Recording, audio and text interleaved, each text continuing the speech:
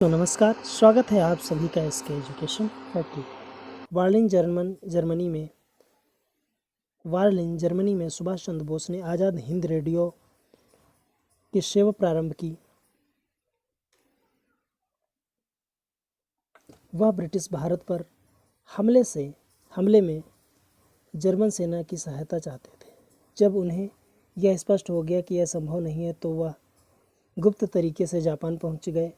Japan पहुंचकर नेताजी ने आज़ाद हिंद फौज की कमान संभाली। 21 अक्टूबर 1943 को सुभाष चंद्र बोस ने सिंगापुर में निर्वासित सरकार अर्जी हुकूमत आज़ाद हिंद का गठन किया। 1944 में मुख्यालय रंगून बर्मा स्थानांतरित कर दिया गया। नेताजी निर्वासित सरकार के मुखिया बने। जर्मनी, इटली, जापान सहित 11 देशों ने इस सरकार को मान्यता प्रदान की। 6 जुलाई 1944 को आज़ाद हिंद रेडियो सिंगापुर के प्रसारण में नेताजी ने पहली बार महात्मा गांधी को राष्ट्रपिता कहकर संबोधित किया। 18 अगस्त 1945 को नेताजी की ताइवान में हवाई दुर्घटना में मृत्यु हो गई। उनकी अस्थियों को रेंकोजी मंदिर टोक्यो में रखा गया। ये महत्वपूर्ण है दोस्तों। नेताजी की जीवनी द स्पिंग टाइगर लेखक मेजर ह्यूम तोये हैं।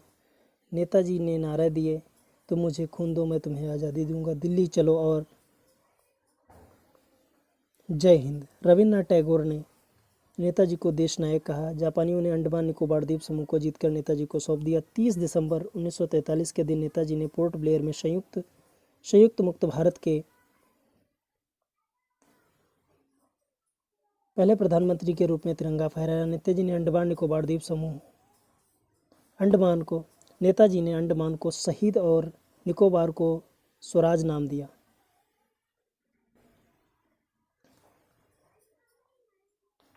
याद रखें, 31 दिसंबर 2018 को केंद्र सरकार ने रास द्वीप को नेताजी सुभाष चंद्र बोस, नील द्वीप को शहीद द्वीप और हेवलॉक द्वीप को स्वराज द्वीप नाम रखा। डॉक्टर द्वारकानाथ कोटविस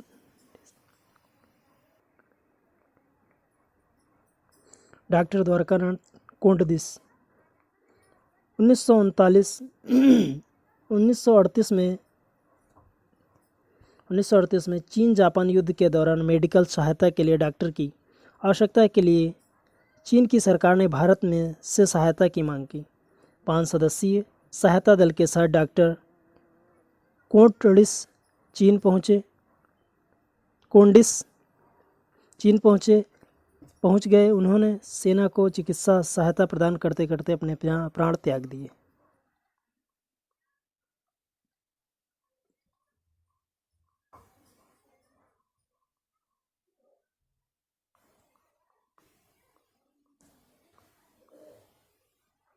दोस्तों, आज़ाद हिंद फौज इंडियन नेशनल आर्मी INA दक्षिण पूर्व एशियाई देशों में रहने वाले भारतीयों के सम्मेलन में राष्ट्र बिहारी बोस के नेतृत्व में इंडियन इंडिपेंडेंस लीग ने आज़ाद हिंद फौज की स्थापना का प्रस्ताव पारित किया। वर्ष 1942 में कैप्टन मोहन सिंह आज़ाद हिंद फौज के प्रथम सेनापति और जापानी मेजर फुजिवारा के प्रयासों से फौज की स्थापना हुई। 1943 में इस फौज की कमान नेताजी सुभाष चंद्र बोस को सौंप दी गई। INA का प्रधान कार्यालय रंगून बर्मा में स्थित है। आज़ाद हिंद फौज का नारा था दिल्ली चलो और जापानियों की मदद से यह फौज मणिपुर के मोइरंग नामक नगर तक आ गई थी, परंतु विश्व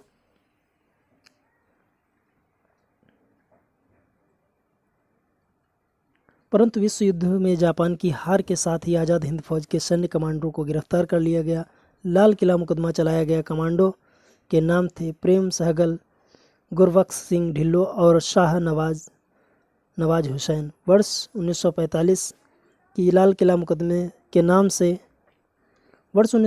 यह लाल किला मुकदमे के नाम से प्रसिद्ध हुए। कांग्रेस के भोला भाई देसाई की अध्यक्षता में वकीलों का दल बनाया जिसने इन तीनों की कोर्ट में पैरवी की। अन्य वकील थे करुणा, आसफ अली, कैलाश नाथ कटजू, रघुनंदन सहाय, टीवी सप्रू और जवाहरलाल नेहरू।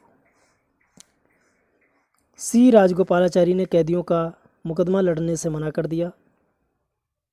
शाहनवाज ने INA और उनके मुकदमे नामक पुस्तक लिखी। शाहनवाज ने INA और उनके मुकदमे नामक पुस्तक लिखी।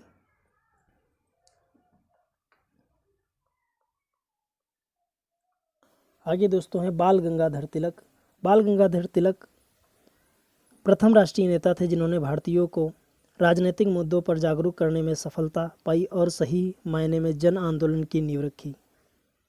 इन्होंने हिंदी को संपूर्ण भारत की भाषा बनाने पर जोर दिया। वह अंग्रेजी शिक्षा के घोर आलोचक थे। उन्होंने कुछ समय तक स्कूल और कॉलेजों में गणित पढ़ाया। तिलक ने गोवध विरोधी समाज की स्थापना भी की।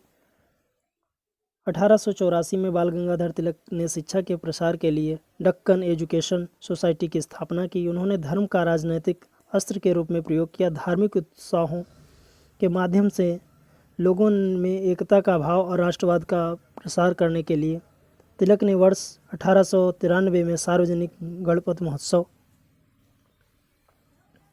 1895 में शिवाजी महोत्सव का आयोजन प्रारंभ किया। तिलक ने 2 पत्रिकाओं का संपादन किया, केसरी मराठी भाषा में व मराठा अंग्रेजी भाषा में। केसरी के दोस्तों महत्वपूर्ण है ये, केसरी मराठी भाषा में थी और मराठा जो थी वो अंग्रेजी भाषा में थी। ध्यान रखिएगा, कन्फ्यूजन बन जाता है। केसरी के एक लेख में तिलक पर अंग्रेजों को भड़काने के आरोप में तिलक को मांडले जेल में हमारे वर्मा भेज दिया गया। तब लोगों ने तिलक को लोकमान्य की उपाधि दी। नोट मांडले जेल में सजा कटने वाले अन्य प्रमुख राष्ट्रवादी नेता थे सुभाष चंद्र बोस, लाला लाजपत राय और सरदार अजीत सिंह।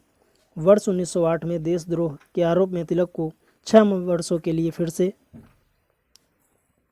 मांडले जेल भेज दिया गया। तिलक की ओर से मोहम्मद अली जिन्ना ने केस लड़ा। जेल प्रवास के दौरान तिलक ने 2 पुस्तकें आर्यों का आर्कटिक घर व गीता रहस्य की रचना की।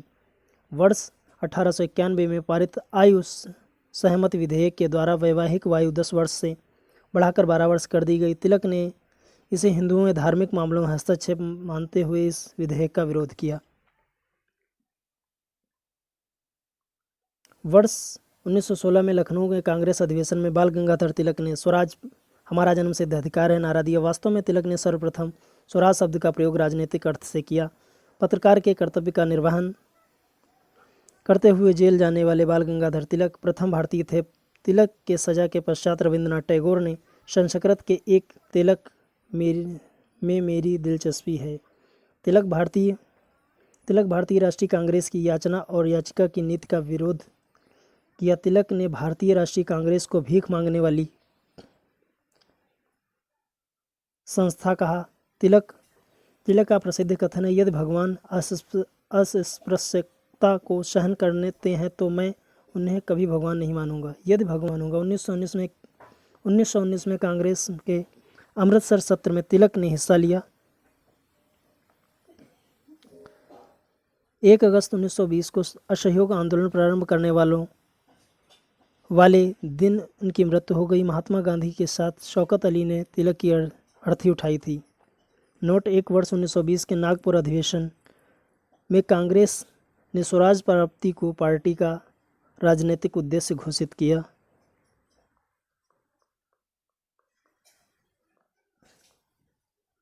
नोट, गांधी जी को तिलक का राजनीतिक उत्तराधिकारी कहा जाता है। तिलक की मृत्यु 1 अगस्त को हुई थी। वह इस असहयोग आंदोलन का प्रारंभ हुआ। इसी दिन असहयोग आंदोलन का प्रारंभ हुआ। गांधी जी ने तिलक को आधुनिक भारत का निर्माता और जवाहरलाल नेहरू ने उन्हें भारतीय क्रांति का जनक कहा।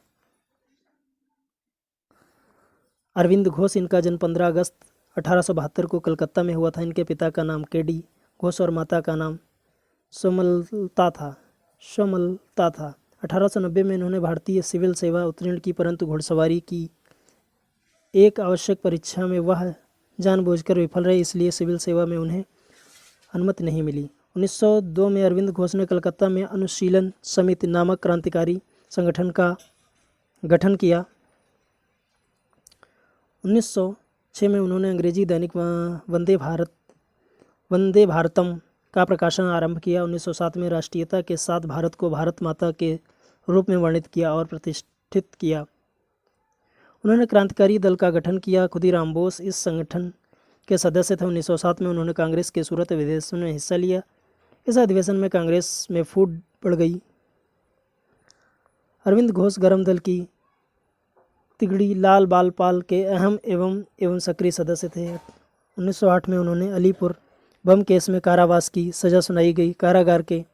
कारावास के दौरान अरविंद घोष ने योग और ध्यान में अपनी रुचि को विकसित किया।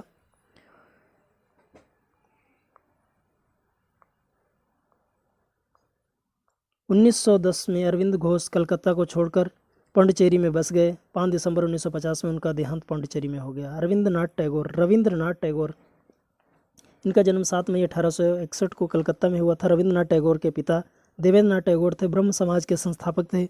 माता का नाम शारदा देवी था। वह 13 भाई बहनों में सबसे छोटे थे। रविंद्रनाथ टैगोर ने भाई सत्येंद्रनाथ टैगोर भारतीय प्रशासनिक सेवाओं में चयनित होने वाले प्रथम भारतीय थे।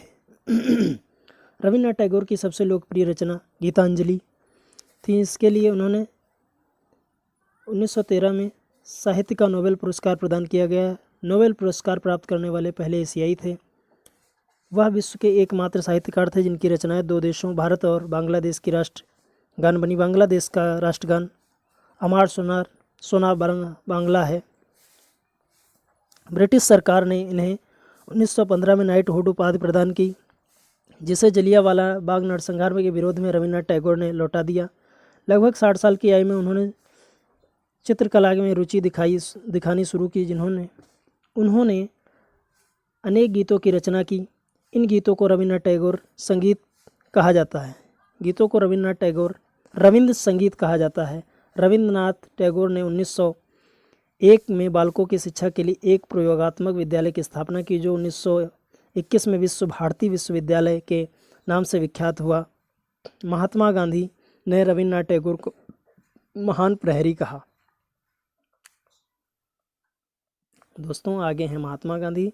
अब इसको आगे नेक्स्ट वीडियो में पढ़ेंगे। तब तक के लिए लेते हैं विदा। थैंक यू दोस्तों।